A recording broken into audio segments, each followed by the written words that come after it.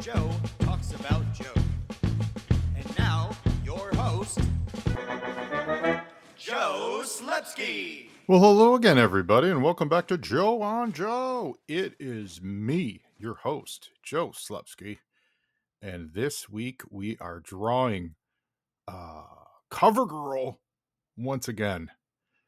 Cover Guy, more appropriate, I think, if you look at last week's. Listen, I'm not going to hide behind my deficiencies, and one of them always will be, unless some magical artistic fairy drops down on me, is my inability to draw female faces. However, I had fun doing it. I hope you guys had fun with it as well. Hope you enjoyed it. If you're back for more, I'll take that as a yes, or you're a severe masochist. And if you're new to the show, this is the Joe and Joe podcast, where I've go through all kinds of G.I. Joe stuff. We've covered all of the episodes of the cartoons. We've covered all of the issues of the Marvel G.I. Joe comic book. Been running this for over 8 years. And now we're running through a 3-issue comic series called The Official How to Draw G.I. Joe. So normally this is an audio only podcast. And so it is certainly the entertainment portion is geared towards audio. But I've been doing drawing for the last couple of months, and and I'm having fun. So if you're hearing this and you want to watch it, go to YouTube, my YouTube Joe on Joe channel. You can go there and watch it in full. You can go to our Patreon, patreon.com/Joe and Joe Pod. These are available there as well. They drop a day early for patrons, and then available for anyone to watch throughout the forever. So they are available on that page if you want to go there and watch it as well. And if you just want to hear the soothing tones of me talking to you as you draw, you can listen to this as well. It might lull you to sleep, but that's what we're here for, right? We're here to relax. Now, I've got a bunch of business to get to, though, before we get to drawing. And if you're watching the video, you're seeing a bunch of this business. This weekend was the big Robo Toy Joe Fest that took place in Burbank this week. And I was there with friend of the show, Dave Amiot. Also ran into Troy Smith there, ran into Josh Agabine, who we're going to talk about a little later. I ran into mega G.I. Joe community contributor Philip Donnelly.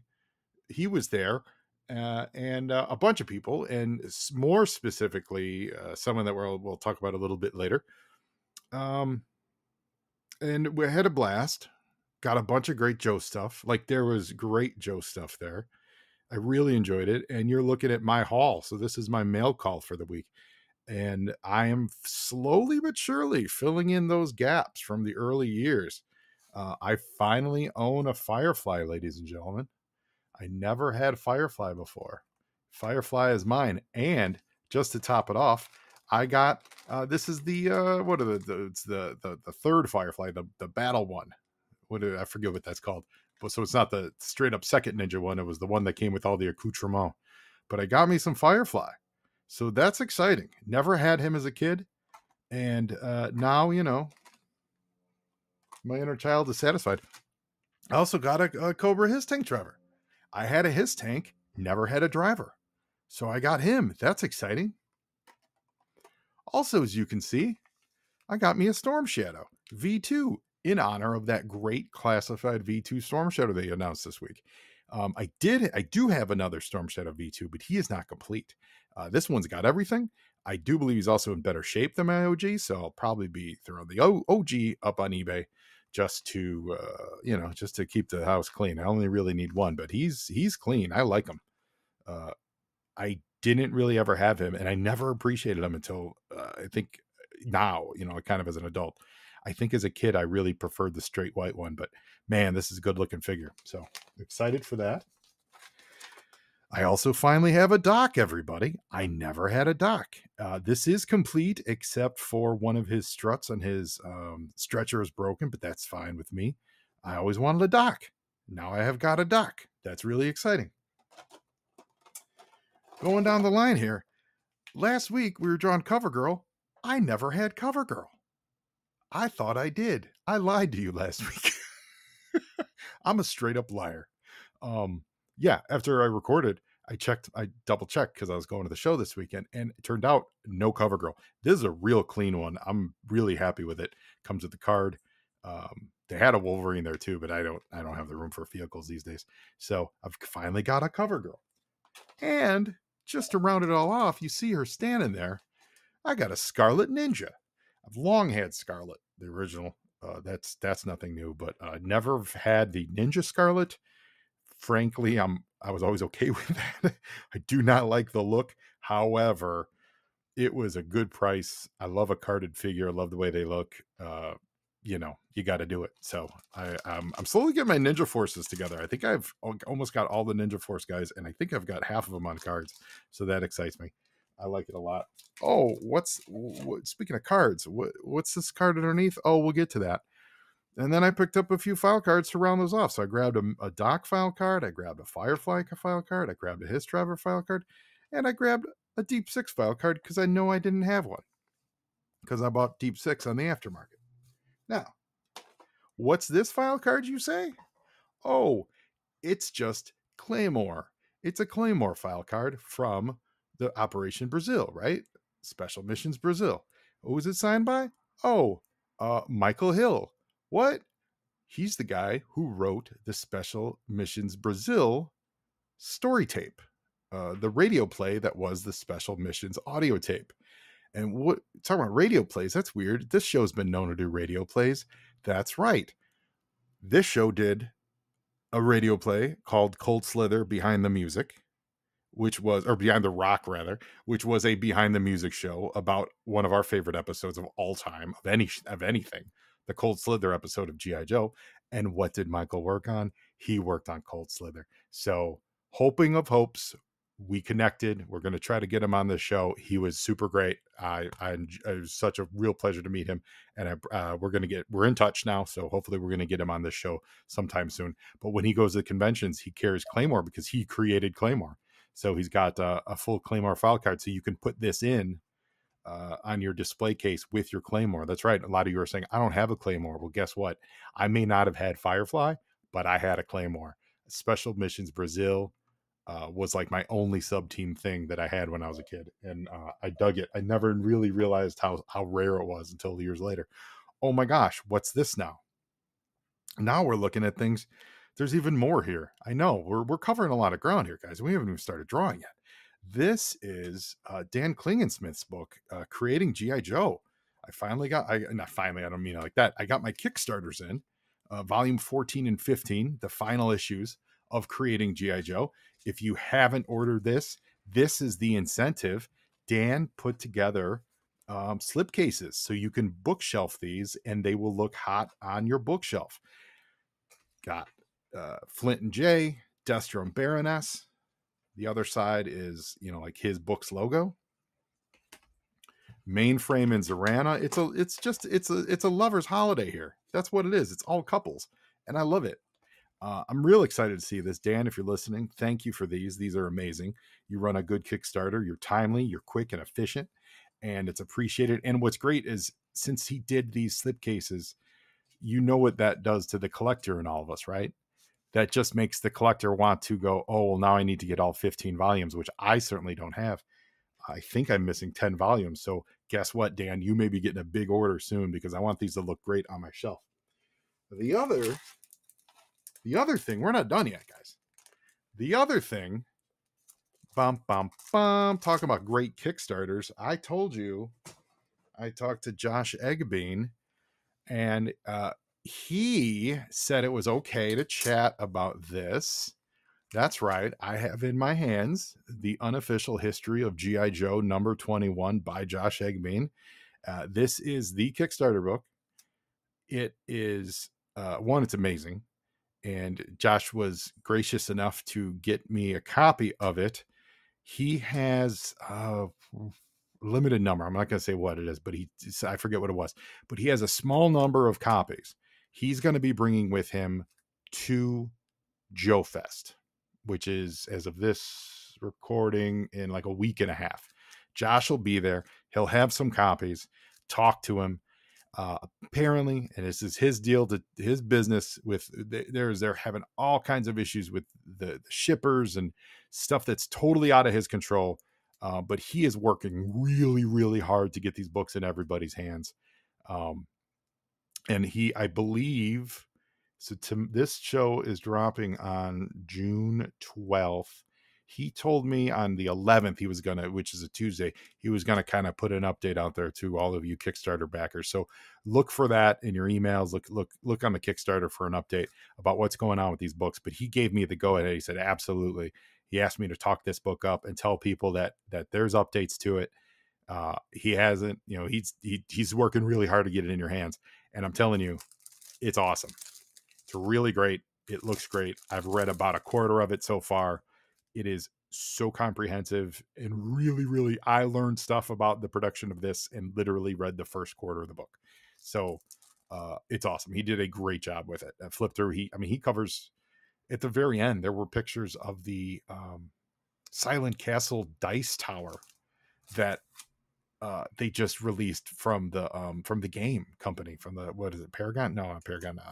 Yeah, the guys who do the Mission Critical games, Renegade games. Yeah, so that's how up to date Josh is with references to 21. Like, he covers everyone wherever 21 has been referenced that he could possibly find. He has included mentions of this in this book, literally up to that dice tower, which I believe I got shipped to me a month and a half ago. So this is awesome. It's great. If you haven't Kickstarted it yet, I know he'll have overage copies to sell once he gets all the Kickstarters confirmed and all that stuff. But check your Kickstarter for any updates from that. But Josh, thank you again. And guys, get on this. It's really great. Their books about collecting G.I. Joe and like all the various minutia of the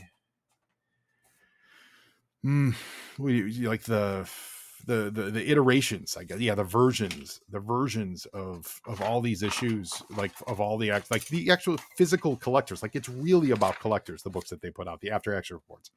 It's really about the collectors. It's not so much about like, here's a detailed list of the stories, here's a detailed synopsis of what happened to Footloose in that episode and that issue. No.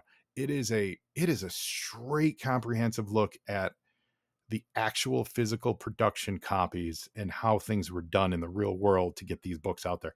And that collector brain in me fires off that, man. That is so fascinating to me.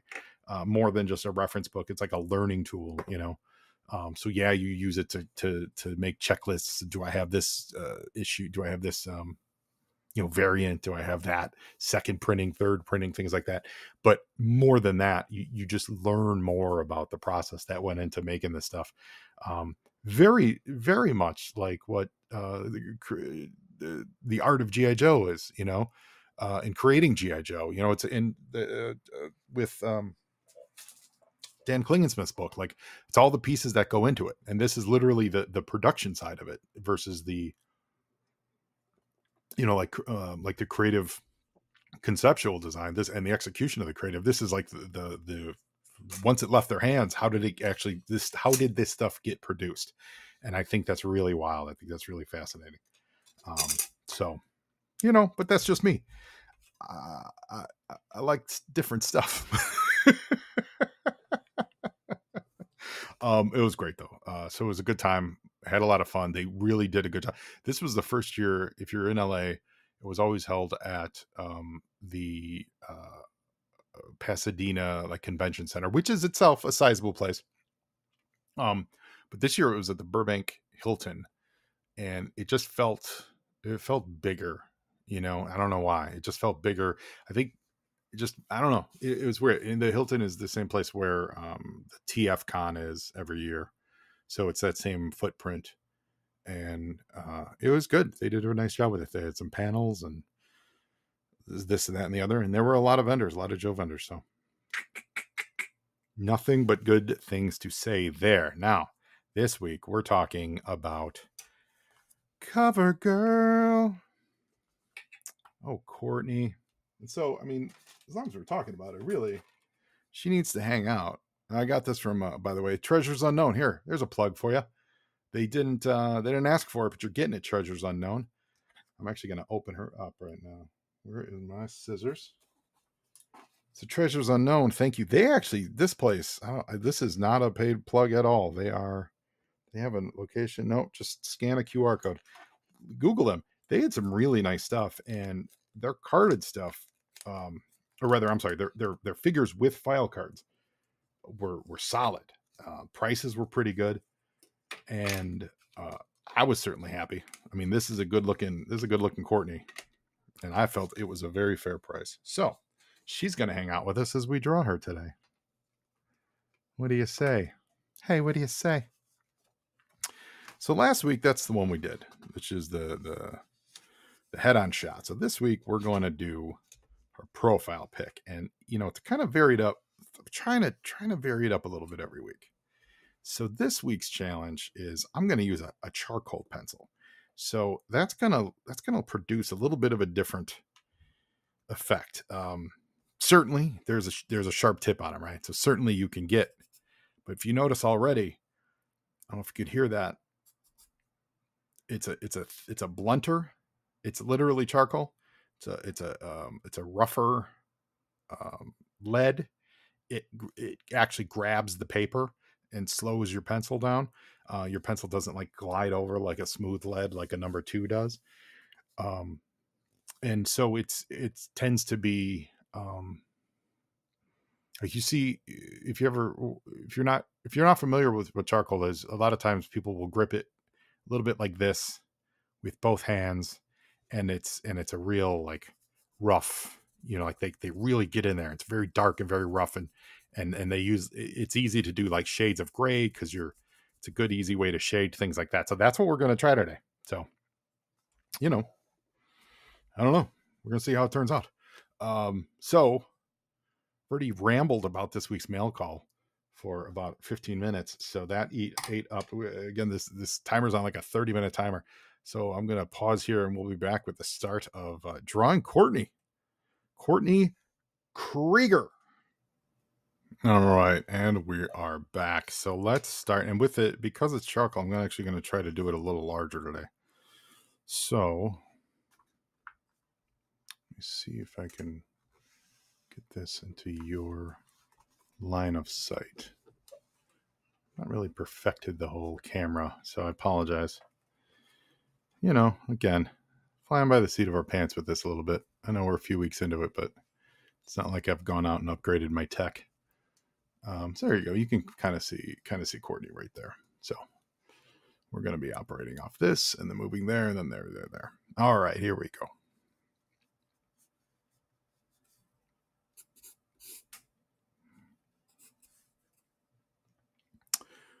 Actually, quick change of plans. I'm going to do, no, screw it. I'm just going to do this.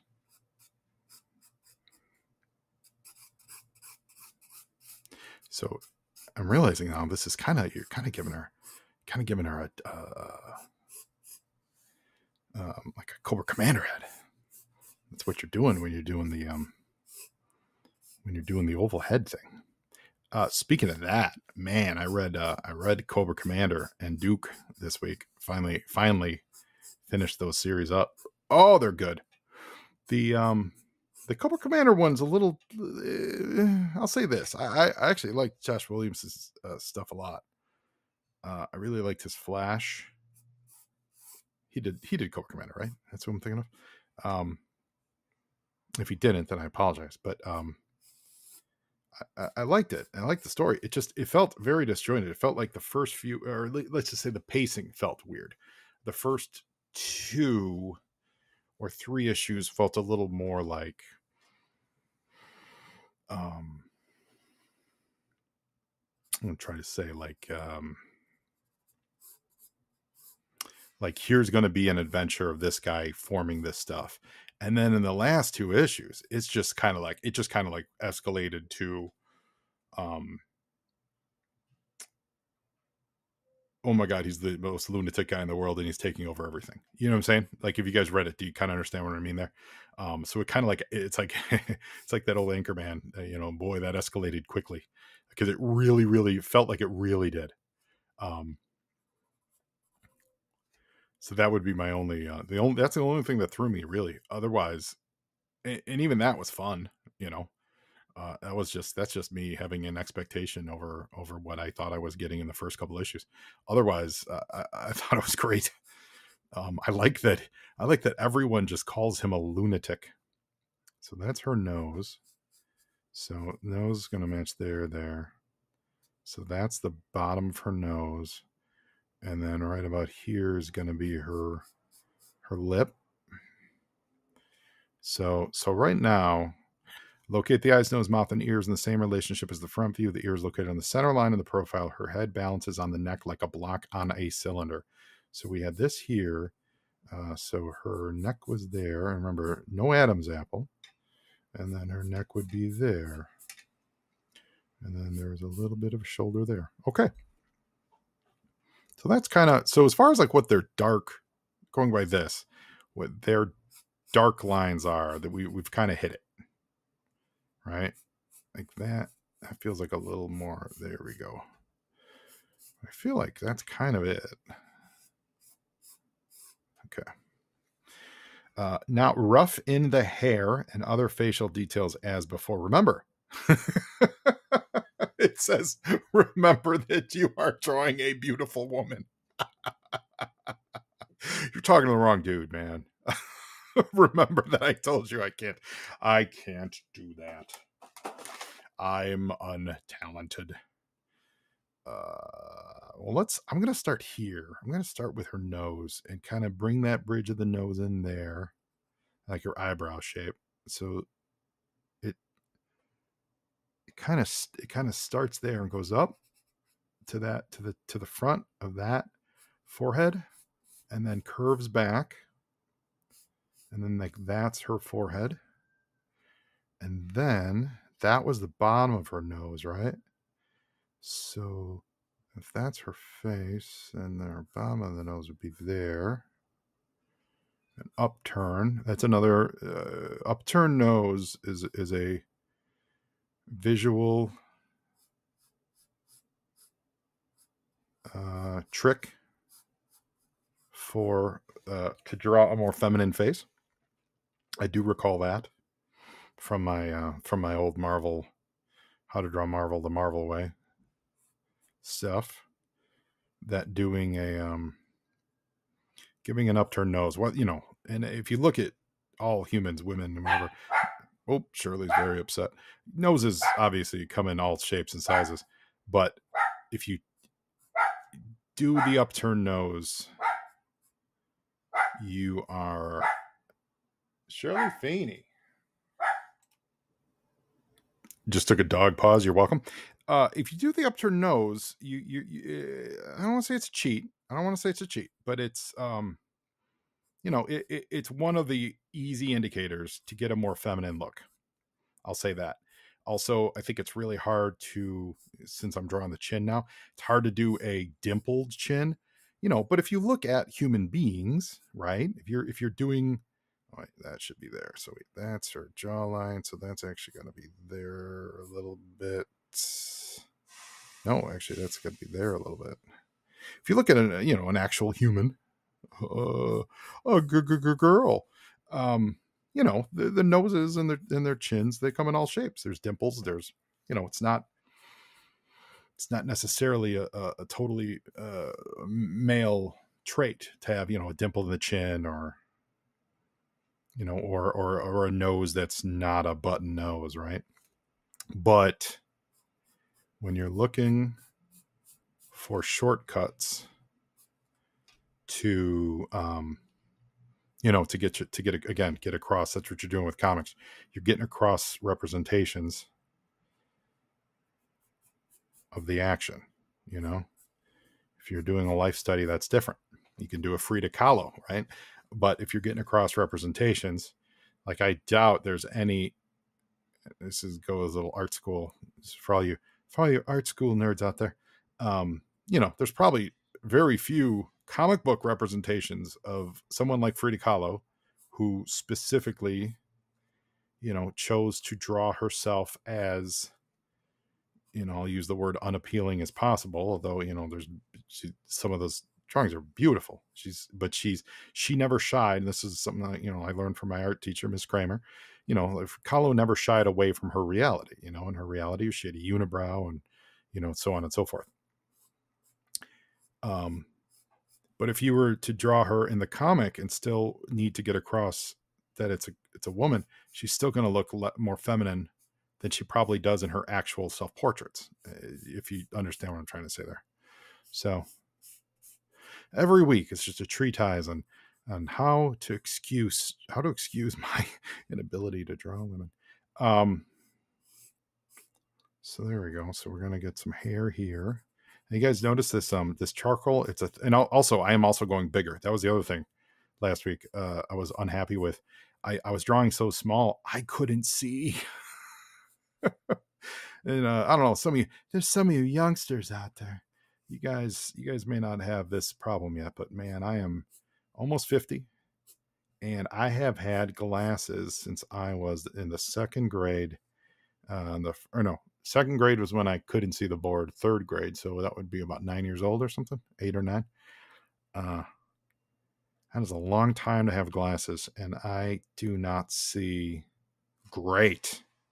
Now, I say that when I'm also about to say one of my very good friends, and who is a super talent, but one of my very good friends, Richard Fairgray, who doubt he's listening, but if he is, hello, Richard. What a talent. He does.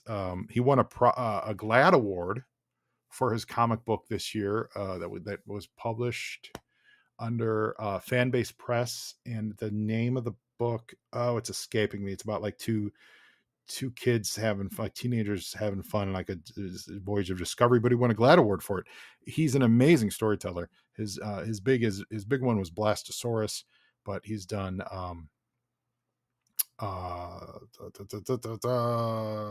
Black Sand Beach.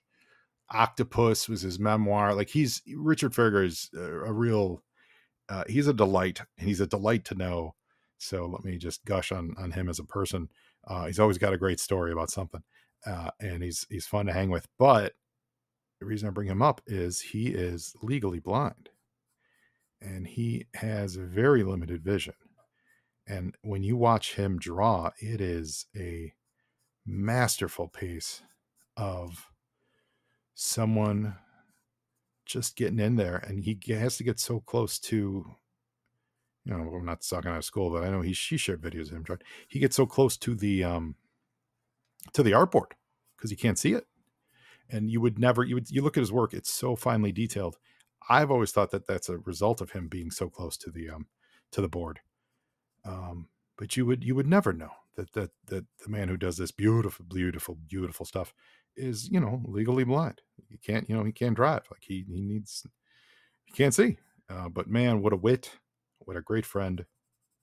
If you're listening, he just moved back to LA, and I have not caught up with him, so I need to do that. But yeah, and check him out anyway. Just if you like comics, check it out, Richard Fairgray. He's a real talent, and he's always doing. Speaking of Kickstarters, he's always doing Kickstarters. And he's like Kirby level productive. When I say that, I'm not joking. This man produces more pages a year than anyone that I actually know personally, like literally anyone that I know, and any artist that I could imagine. I can't imagine an artist pushing out more sequential art pages. I'm not just talking sketches. People like do sketches to pay the bills. Like they take commissions and stuff. I think he does that as well, but I'm talking actual sequential pages.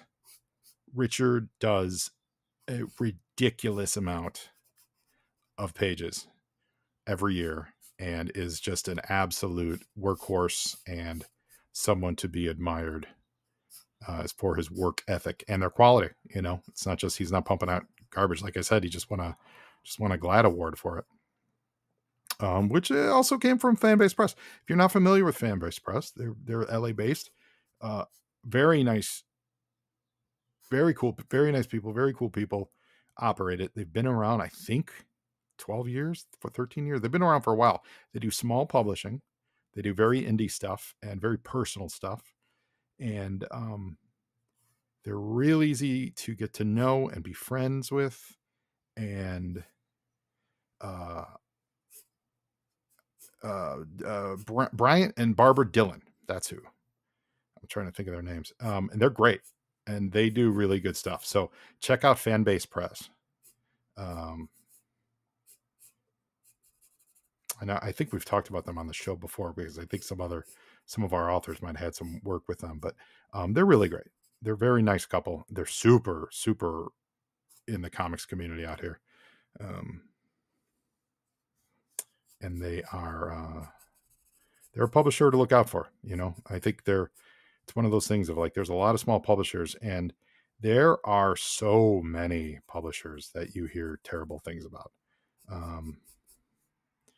Unfortunately, not everybody has the kinds of, wait, her hair actually, her hair actually should go down to here. I apologize. Not everyone has like the, look out for your fellow man vibe. I think that a lot of, I know I do. So a lot of publishers tend to screw over the creators, and that is not good. So they are not one of them, is what I'm saying. I've seen nothing but good things out of them. And as long as we're there, if you're doing stuff, if you're doing Kickstarter stuff, if you're doing, the kinds of garbage that I do, like the be as, you don't have to, obviously you're not breaking your own bank, but be as generous as you can with your talent. Give them all the credit in the world. Give them the the accolades if you can. If it's if it is a paying gig, cut a check, even if it's just a little bit, whatever you can afford, you know what I mean? Like, share the wealth. That's what I'm saying. Because so many people think that they do stuff. Well, you do it for the, for the, what publicity or experience or all that stuff. It's good and great and all, but people's time is worth something. And I think we should all work hard to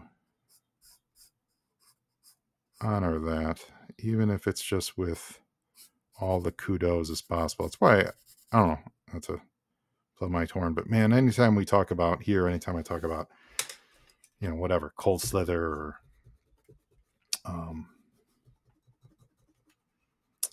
G.I. Columbo or, any of that tomfoolery that we do here, man, I really try, the first thing out of my mouth to say is how great the performers were, and just how generous and giving they are, because that's really where it's at. They're, you work on something for a long time and everything, and your name's on it and all that, but you get people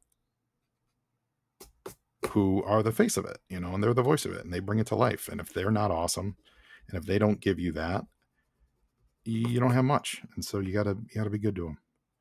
This goes back to our sketch days back in Chicago when we did, we were doing some paid shows, and I made sure everyone got paid. It wasn't a lot, but it was what we made at the door, and we made sure to cut checks, because why not? That goodwill goes a lot further than the $50 that you would pocket that day or whatever it was. Any hoots. I'll get off that soapbox. I will say this came together a lot faster, and a lot, frankly, I don't say the word better, but better than I thought. I like this charcoal, and yeah, this is, and so you see now too with the charcoal, it's not coming off as easy, right? Because it's I guess it grips the paper a little better.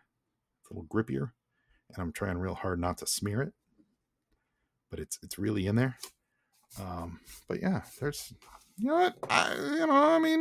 listen, there's been worse cover girls. I'm gonna say that. Let's see, back of her head's a little weird. That's all right. Back of the head's a little weird. Hey, now you Joe, look at that. I'm not wholly disgusted by it.